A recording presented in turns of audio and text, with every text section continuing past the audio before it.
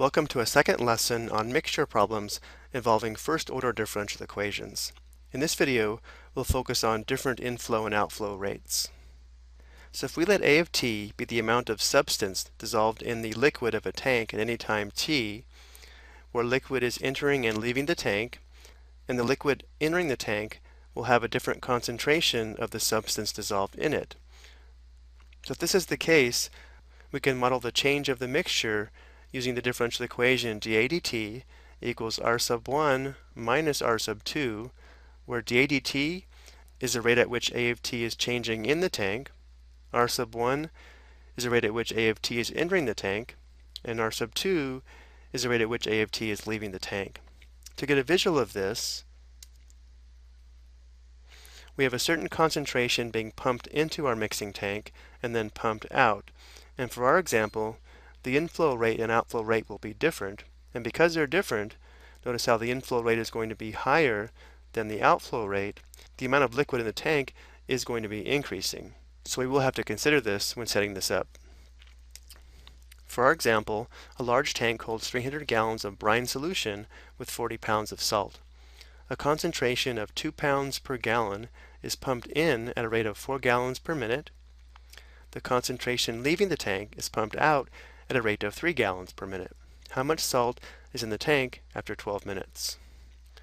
So we're going to start with our differential equation dA dt equals r sub 1 minus r sub 2. And we'll start by finding r sub 1 and r sub 2, where again r sub 1 is the rate at which A of t is entering the tank, and r sub 2 is the rate at which A of t is leaving the tank. Well, r sub 1 is pretty straightforward.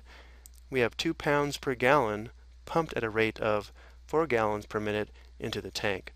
So r sub 1 is going to be the product of these two.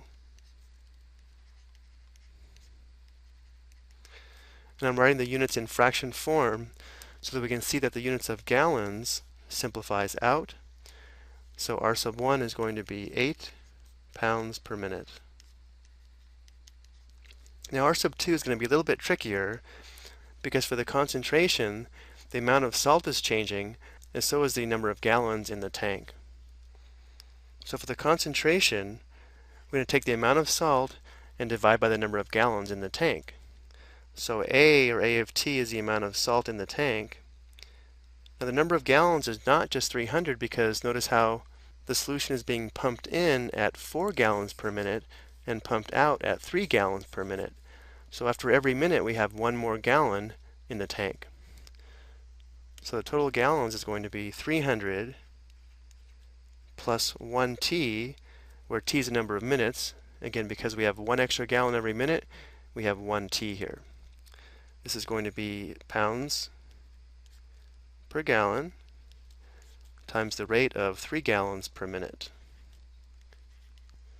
Again, gallons simplifies out. So r sub 2 is going to be 3a divided by 300 plus t, and this would be pounds per minute. So the differential equation to model this situation that we need to solve is dA dt equals r sub 1, which is 8, minus r sub 2, which I'm going to go ahead and write as 3 divided by the quantity 300 plus t times A. The reason I'm writing it this way is it's easier to recognize that this is a linear first-order differential equation. And also we know that A of 0 is equal to 40 because at time t equals 0, there's 40 pounds of salt in the tank. Now we'll go ahead and solve this using an integrating factor. So the first step will be to write this in standard form. And for a quick review, you may want to pause the video on this slide to review how to solve a linear using an integrating factor given here, where p of x is the coefficient of our function y, or in our case, the function a. So to write this in standard form, we're going to go ahead and add this quantity here to both sides of the equation. So we'd have dA dt plus 3 divided by 300 plus t times a equals 8. So here's our function p of t that we'll use to find the integrating factor. So the integrating factor, we'll call it mu of t, is going to be equal to e raised to the power of the integral of this function here, 3 divided by 300 plus t dt. So to integrate this, we go ahead and let u equal the denominator of 300 plus t, and notice that du is equal to dt, so this just ends up being e raised to the power, this would be 3 times natural log of the quantity 300 plus t. We know t is always positive, so we don't need absolute values here. And from here we can use the property of logarithms to move this 3 here to the position of our exponent. So now we have e raised to the power of natural log times the quantity 300 plus t to the third. This simplifies very nicely because we have base e here, and this is natural log or log base e. So our integrating factor is just the quantity 300 plus t raised to the third. Now we'll take this form of our differential equation and multiply everything by our integrating factor. Now remember, when we do this, the left side of this differential equation, or this side here, is equal to the derivative of the product of the integrating factor and our function a.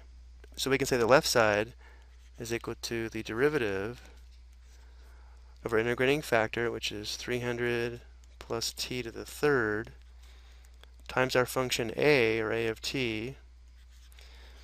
And we can verify this using the product rule, but if the derivative is equal to the left side of this equation, it must also equal the right side. So this is equal to 8 times the quantity 300 plus t raised to the third. And from here, we can now integrate both sides of this equation with respect to t, and then solve for our function a. So now we're going to integrate the left side and integrate the right side. Well, on the left side, the integral and derivative undo each other, so we're left with the quantity 300 plus t to the third times a. And then on the right side, if we integrate this, we would have 8 times 300 plus t to the fourth divided by 4 plus c. Notice how the 8 and the 4 simplify nicely. Let's continue this on the next slide. Now to solve for a, we'll divide by this quantity here.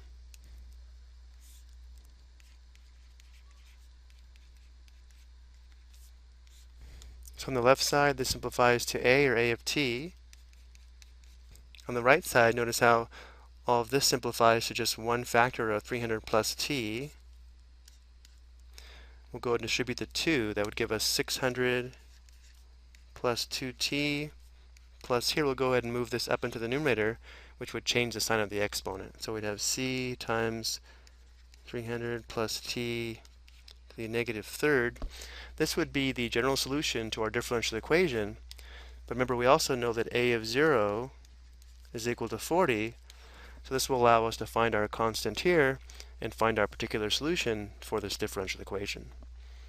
So if a of 0 is equal to 40, we'll substitute 0 for t and then set this equal to 40.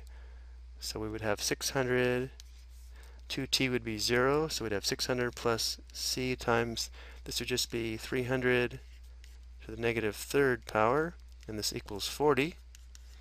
So next we would subtract 600 on both sides. That would give us negative 560.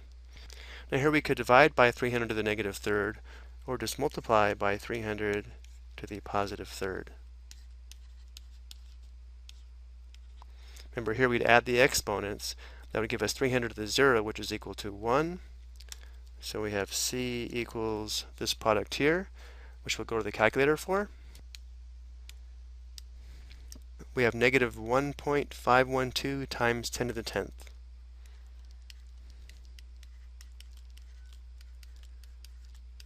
Using decimal notation, we'd have negative 1512.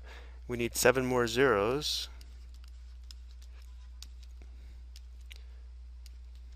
So we have negative 15,120,000,000 for our constant c.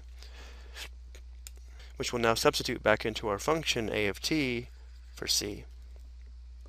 So we have a of t equals 600 plus 2t minus 15,120,000,000 times 300 plus t to the negative third power.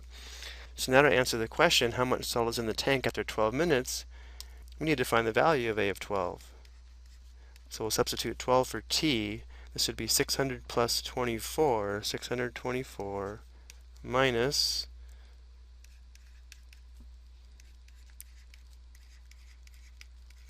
15,120,000,000 times, this would be 312 to the power of negative 3. And we'll go back to the calculator.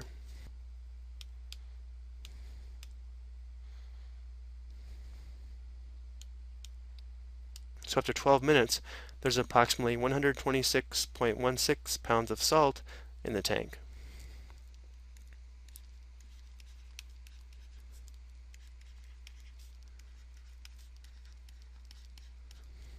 Now it doesn't ask, but remember, because the inflow and outflow rates are different by 1 gallon per minute, after 12 minutes it would be 312 gallons in the tank.